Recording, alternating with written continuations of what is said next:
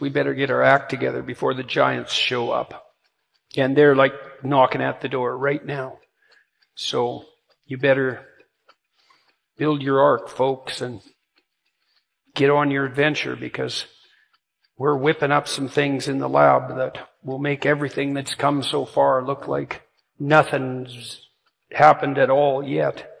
And that's not like next year, that's tomorrow. That's now. So we're going to have a lot of things to contend with. See, right now, ChatGPT only uses language. So to the degree it's intelligent because of the intelligence that's encoded only in language. And if the linguistic corpus, so the body of text that we've all produced, is biased and warped in some way, that'll be built into the ChatGPT system.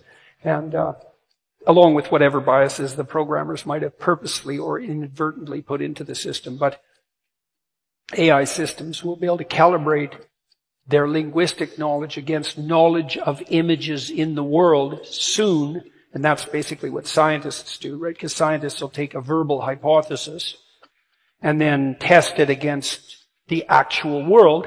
And if the hypothesis and the world fit, then you think, well, that's scientifically verified. And Keller thinks that AI systems will be able to do that pretty soon. And pretty soon means as soon as someone builds one that can do it, because the tech is already in place. And so I have no idea what that's going to mean, and it could easily lead us astray. So here's something that's going to happen in the next year.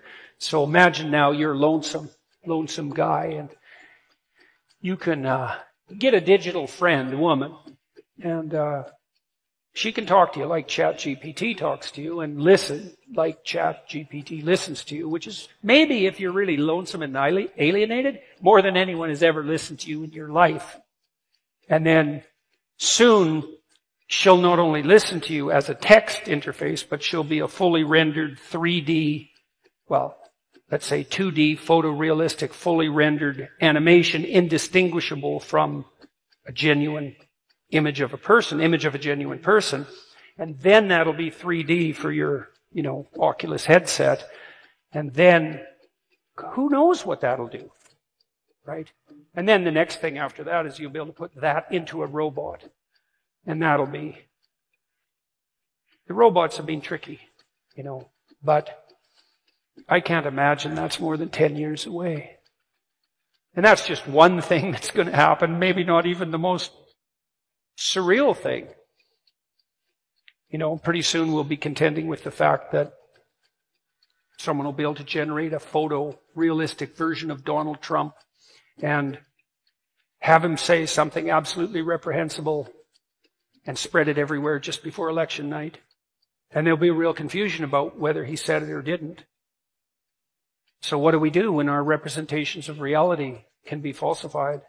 Now, I was talking to my son about that today, and he thinks we'll get into an arms race right away because there'll be technologies that can detect whether video is artificial. But then, there'll be a race because other technologies will learn how to fool that technology. And, maybe we'll be able to stay on the edge where we can still detect what's real and what isn't. But I don't think we're doing a very good job of that right now on social media, because social media, it's kind of like the world, except it's way more demented. And the problem with that is that it makes the whole world look demented.